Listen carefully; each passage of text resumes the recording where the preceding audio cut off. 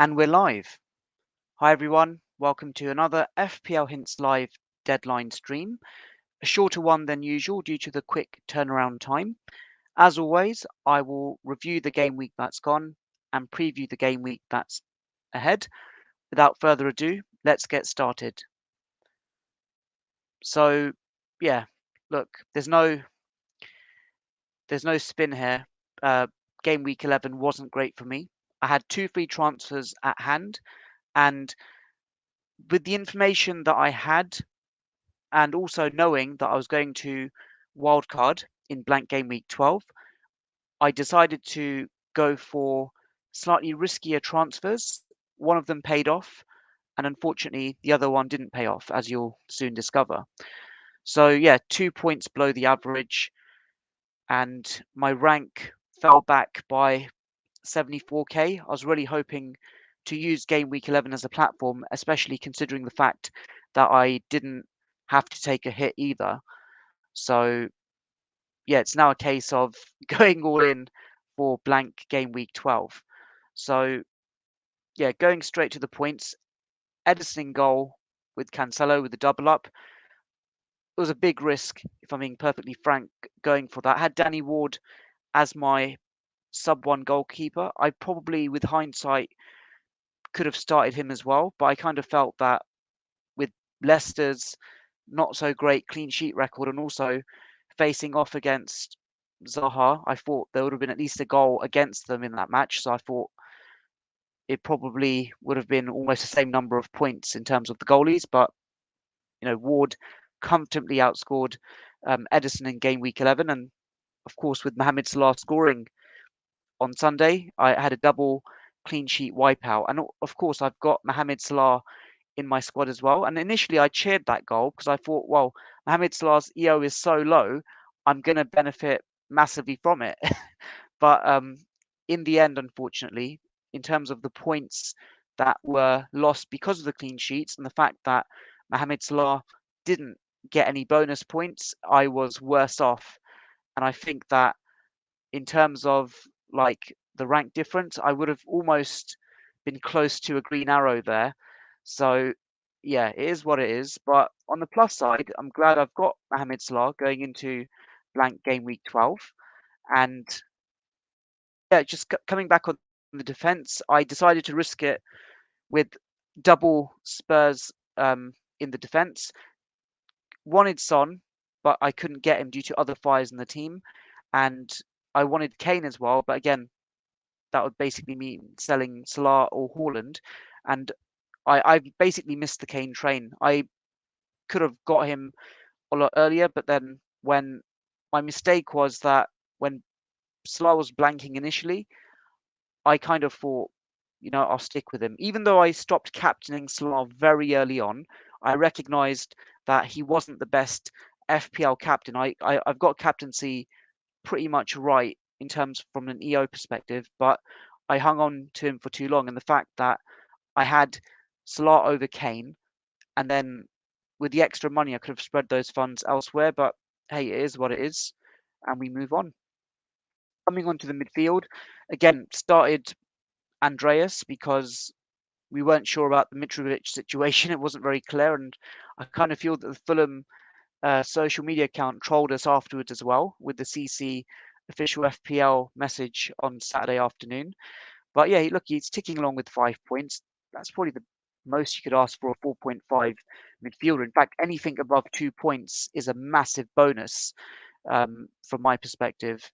And coming on to the other midfielders, massive disappointment from Maddison. I missed out on his mega haul on that Monday night game. And yeah, and then he's just been a flop ever since. So I'm glad he's got the 5th yellow card, and I've just chucked him out of my team on my wild card.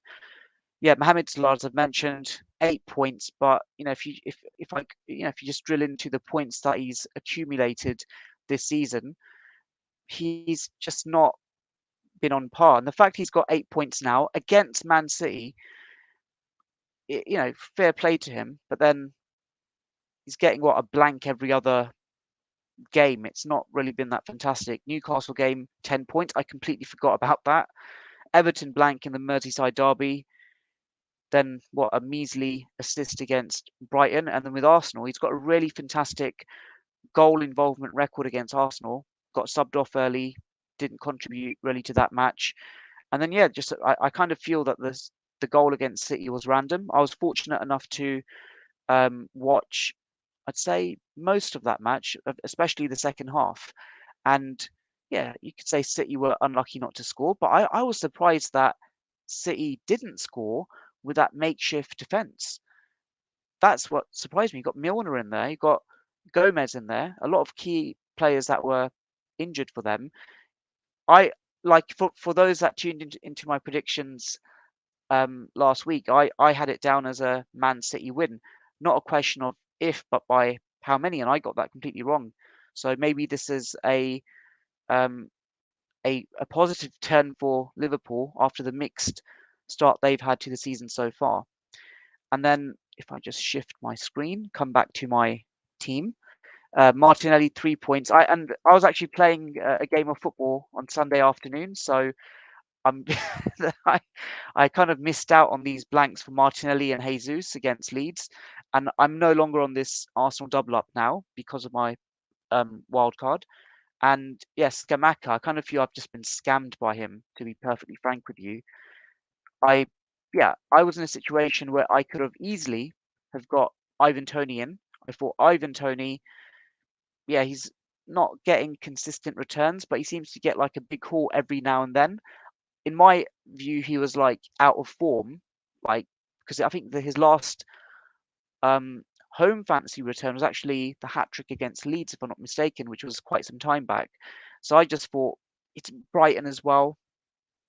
So what's the most they're going to score? One goal max? Well, it's clearly proven wrong there. And then the other option I had instead of Scamacca, who was it? Trying to think. Keeping Mitrovic wasn't an option. I just thought he might be injured again. Um, just trying to rack my brains now. Who else it really was? It really was Ivan Toney, to be honest with you. In fact, let me just have a quick look at my shortlist in terms of other options. But yeah, that was massively disappointing. Scamacca. I didn't really like. For me, I just thought, he's a 1 week punt, literally, because I knew I was going to wild card, but it didn't work out. And despite him being in form, paradoxically, he blanks for me.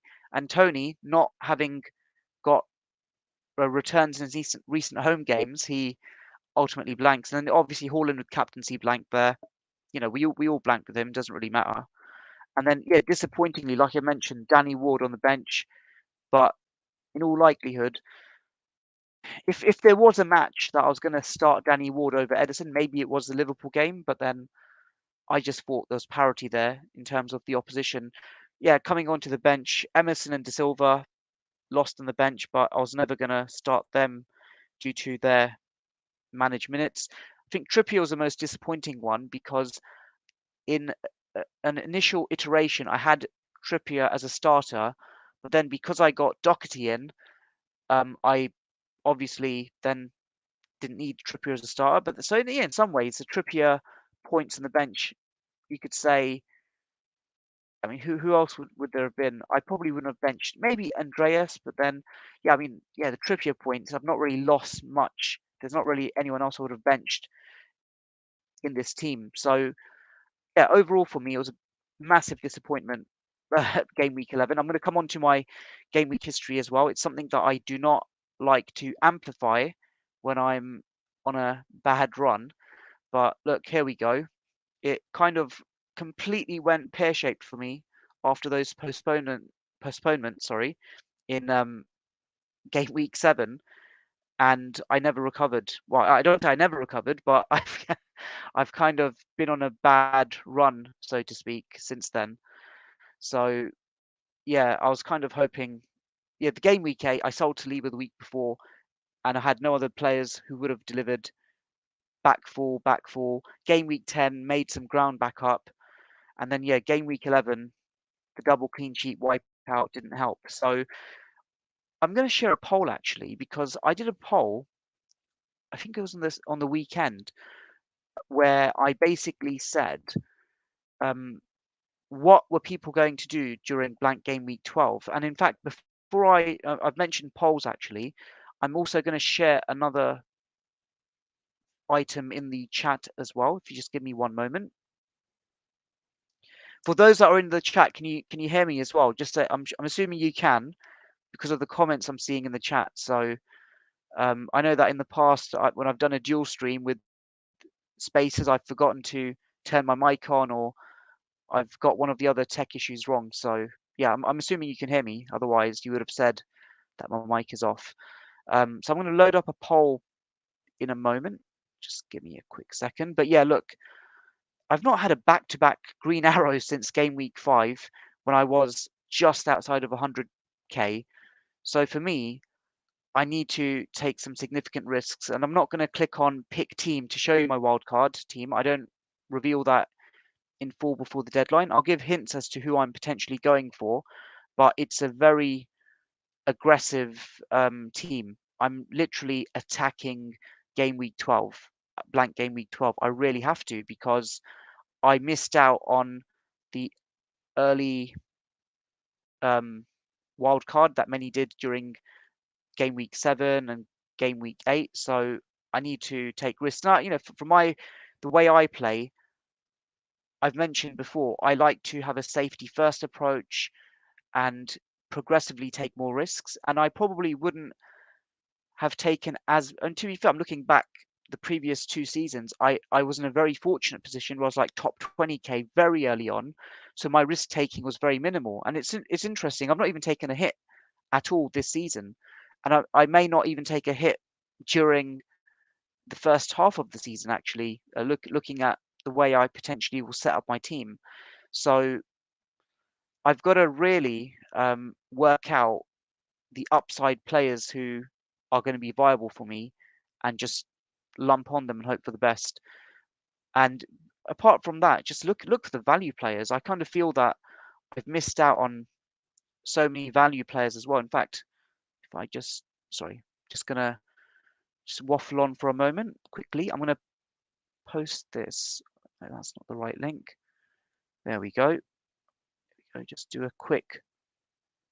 I've got to open it up in full. Beg your pardon. I'll just post a tweet in the chat for you all. So for those that are wondering, this is my captaincy video for blank game week 12. I'm not going to divulge too much into captaincy. You can literally watch that video that I've popped into the chat. I'm going to try and show it on my screen as well.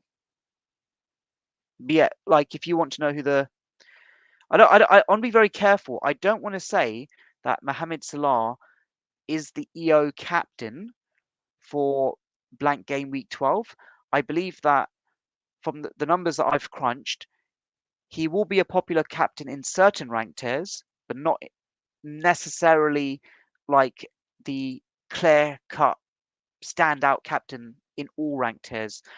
I feel that in certain ranked tiers, not that will be a split captaincy. I think he'll be a popular captain pick, but he won't be like a 90% like captaincy option because the reality is like top 10k, 5% own him. Elite 1000, 20%, 25% own him. So I highly doubt that like every top 10k manager is going to just buy Mohamed Salah and his EO is going to just jump over 100% because we've also got other fires to burn as well. We've got, I say there are other managers who also have to figure out how to get rid of like Maddison and deal with their Man City and Arsenal players. So I can't find that poll on my timeline, but I'm going to go straight into, if I just flick back for a moment, I'm going to go straight back into previewing the matches, if that's okay. And then I'll try and answer questions, but I wanted to keep this as short as possible. Didn't want it to exceed more than 20, 25 minutes. And I think we're 15 minutes in. So yeah, look, previewing blank game week 12. I'm just going to zoom in a little bit just to make it clear for you all here. Not too much. There we go. That is a bit too much. So look, Brighton against Forest. I really hope that Brighton stick to their form and just batter Forest. When I say form, like seems like everyone's scoring goals against Forest, and Brighton. That's comfortable win there on paper for Brighton, but then if they're losing to Brentford and getting mixed results in the post-Potter era, who knows what will happen? But surely that's a Brighton win there, pass score 2-0, 3-0 comfortably. Coming on to Crystal Palace against Wolves, again, some would say, oh, it's not. I wouldn't call that really a comfortable Palace win. On the other side, Wolves have been struggling to score goals from their side, despite them scoring the last match. I think this could potentially end up as a draw. It just really depends what kind of Wilfred Zaha turns up at Selhurst Park, really, despite him not being in his electric form that we saw at the start of the season. So, but then you've got those that are mentioning his name in the chat. Eze, he's been a very interesting player for Palace, so he could turn up. Edouard, you've got Ayew as well. But then that Wolves defense does look pretty solid. I'll call that a draw, just because, yeah, they could potentially cancel each other out. And then coming on to the Wednesday games, Bournemouth against Southampton. With Bournemouth, Dominic Solanke, who I kind of just dismissed him as some sort of like FPL Twitter bubble, like random differential. But fair play to those that bought him. He's done really well recently. I can see that as a Bournemouth win, if I'm being perfectly honest, with Southampton struggling of late. So yeah, narrow Bournemouth win. I just hope anyone but flipping Dominic Solanke scoring or assisting in that match.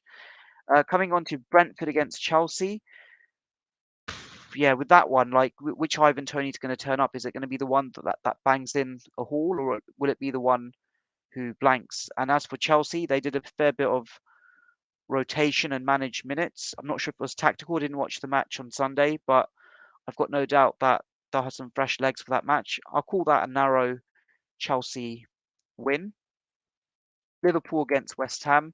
Again, like Liverpool have maintained this fantastic record of 5 years of being unbeaten against, well, at home against opposition whenever they've got crowds in. I think during the COVID period, when there was lockdowns and people couldn't enter, they lost, I think, a match or two. But that's a fantastic record. I think under like the stewardship of Van Dijk in defence, I don't think they've ever lost a home Premier League record. I might be wrong, with a caveat, crowd watching them. So I think that's a brilliant record. Yeah, I'd say that's a Liverpool win. I think they've got that feel-good factor after beating City. I I don't think they're going to hammer Liverpool. I would say that it would be a narrow win, and I just hope for captaincy's sake, if I do go with Salah, that he gets something there. But yeah, narrow win for Liverpool. Newcastle against Everton has to be a Newcastle win, clean sheet win. It might be a narrow win, but just Everton are having some serious problems in attack, and Newcastle have a fantastic momentum on their side, sixth in the table, albeit with an extra game played against compared to Brighton and Liverpool. I think a win would push us potentially, well, not in the top four, well, just be knocking outside of it. So that'll be quite interesting. United against Spurs, I think very interesting, entertaining match. Historically, we've seen lots of goals in this fixture. Kane, I mean, some people are scared to captain Kane because it's United, but he scored goals against them in the past. I think this is a big litmus test for both teams to see who can potentially challenge for the upper. Oh, in Spurs' case, can they mount a title challenge? They have to beat United, and in United's case, can they, push for fourth? Oh, it's a tight one to call. I'm going to call it a draw. Even though I fancy Spurs, I'll call that a draw. I think they'll cancel each other out. Thursday's games: Fulham against Villa. Has to be a comfortable Fulham win there. Mitrovic and Andreas Pereira hopefully chipping in with. Well, I say Andre. Yeah, I'm going to start him. So chipping in with the goals and assists there. I'm not sure what on earth is happening with Aston Villa, but apparently Pochettino's linked with them. Not sure how true that is, but if that is the case, I think that'll give them some real impetus going forwards. But yeah, it's not been great for Villa of late. I think Gerrard, I'm not sure if he's running out of ideas or not, but It's not looking good for them. And lastly, the final match, Leicester against Leeds. That could literally end up anyway, but I'm calling that a draw. And with that, I think that's the end of my broadcast for the game week. If you've got any questions, I see if there's quite a few in the chat. I'll try and answer them on Twitter. May your arrows be green. May your mind be serene. Take care and all the best. Please like, share, and subscribe, everyone. Take care. Bye.